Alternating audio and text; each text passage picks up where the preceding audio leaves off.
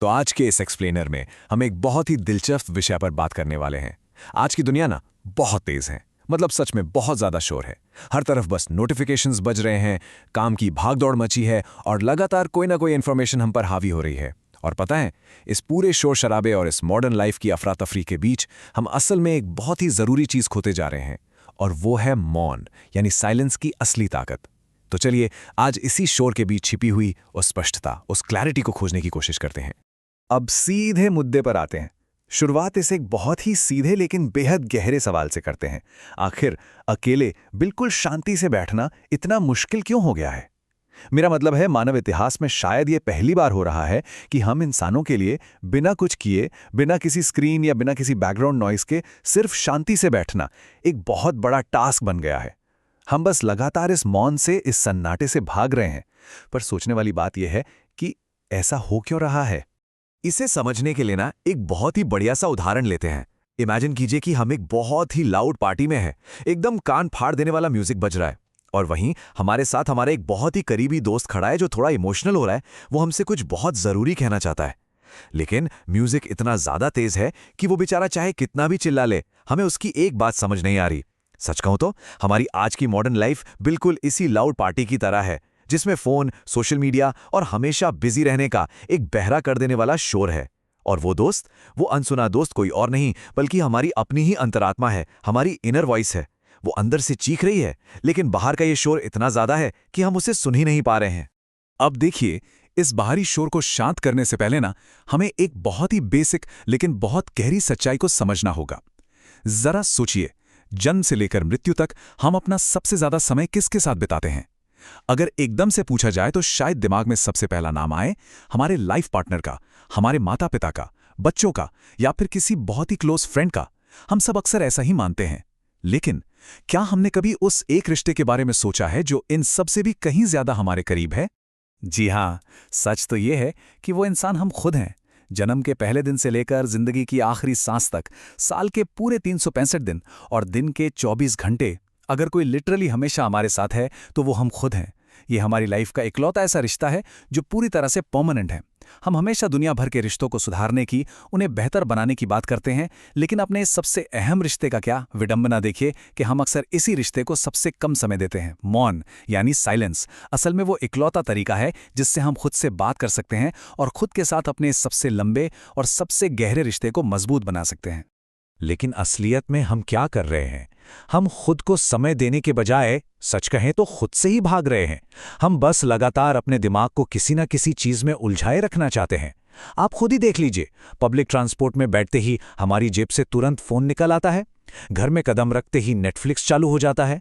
रात को सोने से ठीक पहले जब सब कुछ एकदम शांत होता है, तब हम इंस्टाग्राम स्क्रॉल करने लगते हैं।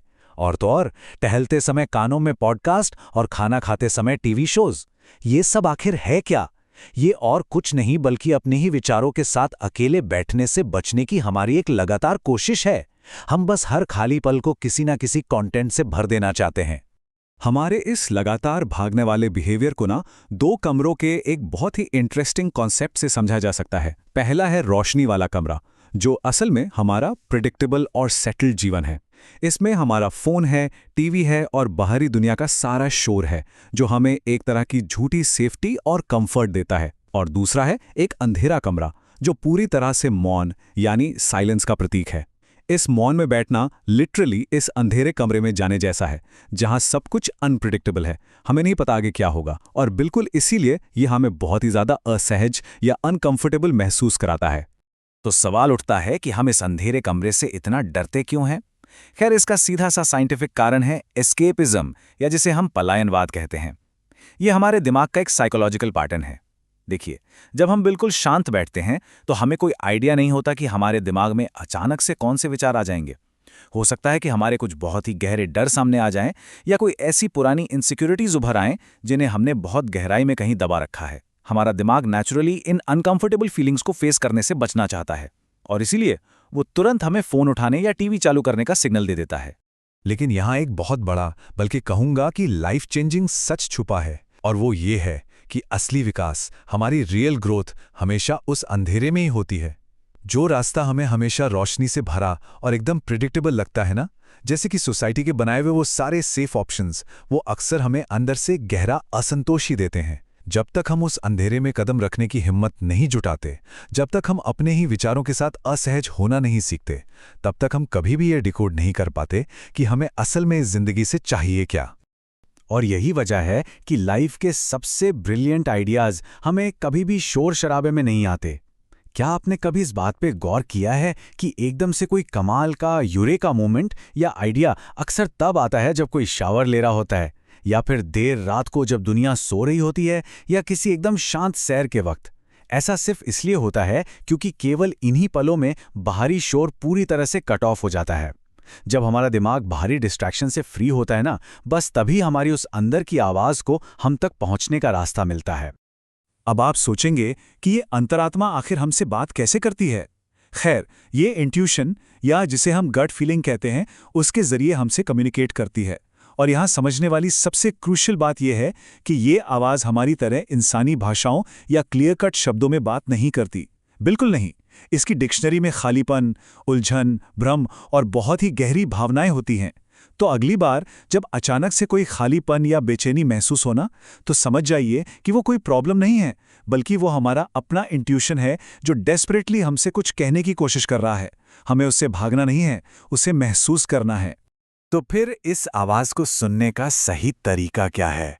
प्रोसेस एक्चुअली बहुत ही स्ट्रेट फॉरवर्ड है। स्टेप 1, अपने उस एस्केपिज्म को, उस भागने की आदत को रोकना होगा। जब भी खालीपन या बोरियत लगे तो तुरंत फोन पर झपटने के बजाय बस उसी अनकंफर्टेबल फीलिंग में टिके रहना है। हाँ, मानता हूं ये शुरू में बहुत ही ज्यादा अजीब और फ्रस्ट्रेटिंग लगेगा, लेकिन कुछ ही देर में आप नोटिस करेंगे कि दबे हुए विचार और भावनाएं सतह पर आने लगी हैं। और अगर हम बस थोड़ा सा और पेशेंस रखें तो फाइनली एक ऐसी क्लैरिटी मिलेगी जो हमारी सबसे सच्ची और गहरी इच्छाओं को हमारे सामने लाकर रख देगी। अगर ये क्लैरिटी ना हो तो हम अक्सर बिना सोचे समझे बस वो सामाजिक रास्ता चुन लेते हैं। मेरा मतलब है वो रास्ता जहां हम सिर्फ सोसाइटी की उम्मीदों को पूरा कर रहे होते हैं, जैसे कि बस प्रेशर में आकर इंजीनियरिंग कर ली या फिर कोई ऐसी उबाऊ जॉब पकड़ ली जो दुनिया की नज़रों में एकदम सेफ है। ये रास्ता बाहर से तो बहुत सिक्योर लगता है, लेकिन अंदर ही अंदर इंसान को बिल्कुल खोखला कर देता है।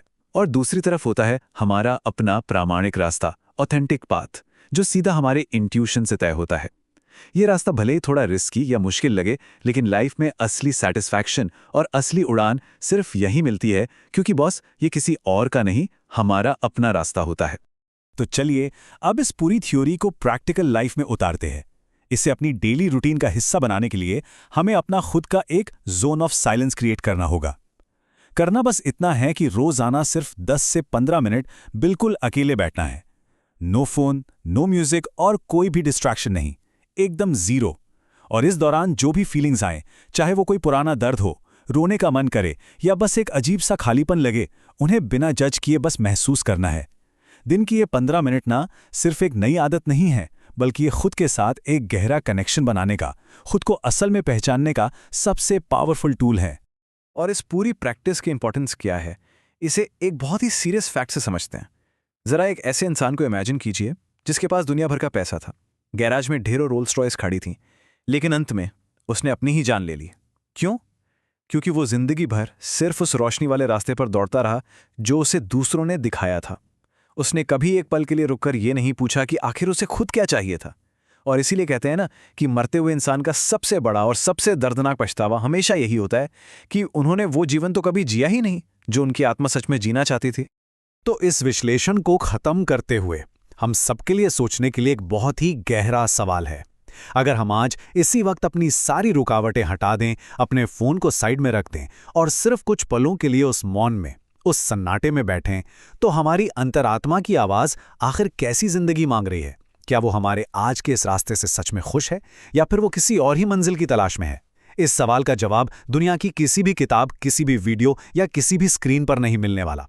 वो सिर्फ और सिर्फ हमारे अपने भीतर के उस मौन में ही छिपा